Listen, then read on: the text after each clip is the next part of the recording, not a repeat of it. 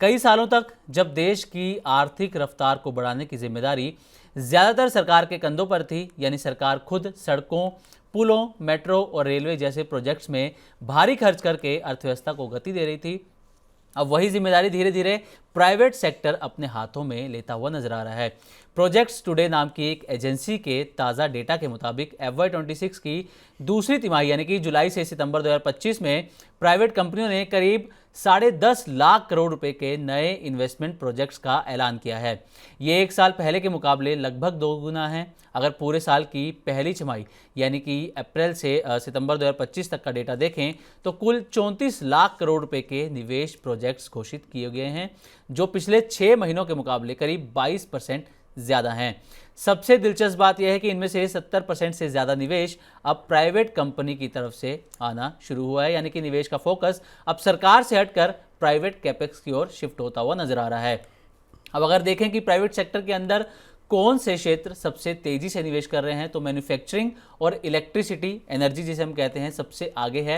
Manufacturing sector में करीब 8.5 लाख करोड़ रुपए के प्रोजेक्ट्स घोषित हुए हैं, जो पिछले 6 महीनों से 34% ज़्यादा हैं। इसमें steel, cement, automobiles, electronics, chemicals और फर्टिलाइजर्स जैसे सेक्टर प्रमुख रहे हैं। तो सर, आपसे पहला ही सवाल रहेगा कि पिछले कुछ सालों से सरकार कैपेक्स ड्रिवन ग्रोथ पर जोर दे रही थी, लेकिन अब प्राइवेट सेक्टर की ओर ये झुकाव होता हुआ नजर आ रहा है, तो इस बदलाव को आप किस तरीके से देखते हैं सर? नहीं, देखिए, ये कहानी इसलिए बेहद महत्वपूर्ण है क्योंकि भारत की दरअसल पिछले अगर आप कुछ वर्षों में देखेंगे तो, और ख़ास तौर पे पिछले 1.5 साल की अगर मैं बात करूं, तो भारत की सबसे बड़ी दिक्कत जो थी ग्रोथ के सामने, देश के आगे बढ़ने के सामने, वो थी प्राइवेट केपेक्स का सुस्त हो जाना। सरकार तो पैसा लगा रही थी, सरकार हर बजट में कभी 10.5 लाख करोड़ रुपए, कभी 11.5 लाख करोड़ रुपए, कभी 13 लाख करोड़ रुपए सरकार अपने तरफ से पैसा पूरी की पूरी इकोनॉमी में डाल रही थी। और इसीलिए जब ग्रोथ निकल के आ रही थी तो उसको ये कहा जा रहा था कि ये जो है वो गवर्नमेंट केपेक्स लेड ग्रोथ है, सरकारी केपेक्स पे आधारित ग्रोथ है। और जब बड़े अर्थशास्त्री बैठ रहे थे तो वो इस बात को कह रहे थे कि साहब, आप ग्रोथ को तो बता रहे हो कि 7% का नंबर है, 8.2% का नंबर है, लगातार 3-4 साल में अगर आप देखेंगे पिछले, तो 7% प्लस ग्रोथ रही।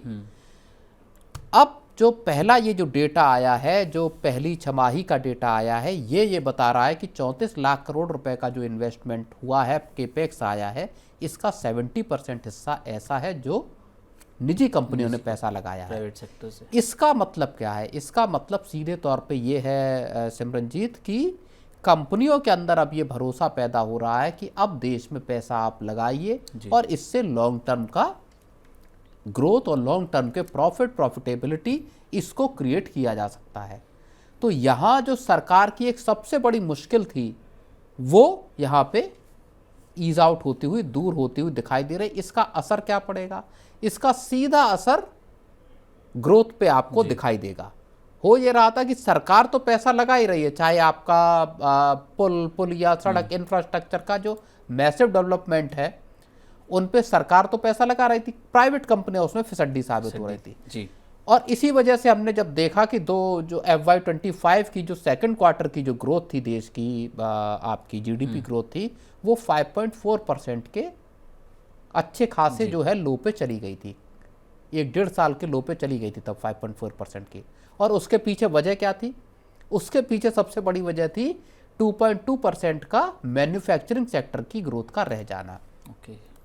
और यहीं से कहानी इस बात पे आती है कि देश की अब जो ग्रोथ निकल के आएगी या अब जो प्राइवेट कैपेक्स आ रहा है उसमें एक बड़ा हिस्सा मैन्युफैक्चरिंग सेक्टर के कैपेक्स का है। तो ये जो डेटा आ रहा है सर कि प्राइवेट सेक्टर जो है वो कितना पैसा अब लगा रहा है देश की इकोनॉमी में, तो इससे कहा जा सकता है कि जो देश का जो ग्रोथ इंजन है वो सरकार से हटकर अब प्राइवेट सेक्टर के हाथों में आता हुआ नजर आ रहा है। नहीं, देखिए, सरकार के हाथ में तो है, क्योंकि सरकार अपने पैसे की लगाने की रफ्तार को कम नहीं कर रही है। उसके साथ सरकार ने जो सपोर्ट दिए हैं, सरकार का जैसे, और अभी भी एक रिपोर्ट को मैं देख रहा था, उसमें भी इस बात को, फिक्की की एक रिपोर्ट है, उसमें भी इस बात को कहा गया है कि जो कंपनियां हैं अब उनमें एक उत्साह आपको नजर आ रहा है।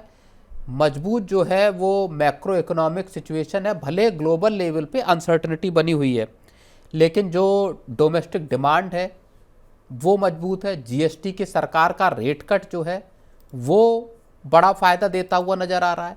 इन्फ्लेशन के नंबर कम है, लगातार इन्फ्लेशन का नंबर कम है।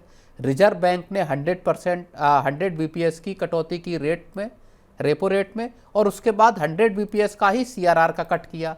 इसका मतलब ये हुआ कि मार्केट में पूंजी आई, कंपनियों को पैसा उधारी मिलने में आसानी हुई। तो ये जो कुछ चीजें हैं, इनसे पूरा का पूरा एटमॉस्फेयर अब जो है वो प्राइवेट कैपेक्स के लिए बढ़ता हुआ दिखाई यहाँ पे दे रहा है। और सबसे इसमें जो बड़ा रोल है अभी भी जो कैपेक्स का आ रहा है वो मैन्युफैक्चरिंग सेक्टर का है। मैन्युफैक्चरिंग सेक्टर में अगर ग्रोथ आती है, जो पूरे जो प्राइवेट कैपेक्स लटका हुआ था उसके पीछे एक बड़ी वजह ये थी सिमरनजीत कि जो पूरा का पूरा मैन्युफैक्चरिंग सेक्टर था दरअसल वो लगाड कर रहा था पूरी इकोनॉमिक ग्रोथ में। जो मैंने आंकड़ा आपको बताया कि दूसरी तिमाही में FY25 की जो मैन्युफैक्चरिंग सेक्टर की ग्रोथ थी ये 2.2% रह गई थी। इस 2.2% की ग्रोथ को आप इससे ठीक पिछले साल के यानी FY24 के दूसरी तिमाही में देखेंगे तो वो 14.3% थी। FY23-24 की दूसरी तिमाही में 14.3% की ग्रोथ, और अगले एक साल के भीतर इस ग्रोथ का गिर के, मैन्युफैक्चरिंग सेक्टर की ग्रोथ की बात कर रहा हूं, गिर के रह गई कितनी 2.2%। इसके बीच में आपकी फिर 4.8% की ग्रोथ आई आपके चौथी तिमाही की। लेकिन आप गैप एक समझ सकते हैं कि 14% से घट के 2.2% का मैन्युफैक्चरिंग की ग्रोथ का रह जाना उसने सरकार के और उसने पूरे के पूरे पॉलिसी फ्रेमवर्क के कान खड़े कर दिए। और ये कहानी यहाँ से अब बदलती हुई दिखाई दे रही है। चाहे आप ऑटो सेक्टर को देख लीजिए, चाहे मैन्युफैक्चरिंग सेक्टर। क्या है मैन्युफैक्चरिंग सेक्टर? बेहद लेबर इंटेंसिव सेक्टर है। चाहे ऑटो कंपोनेंट देख लीजिए या चाहे बाकी मशीनरी उसको देख लीजिए।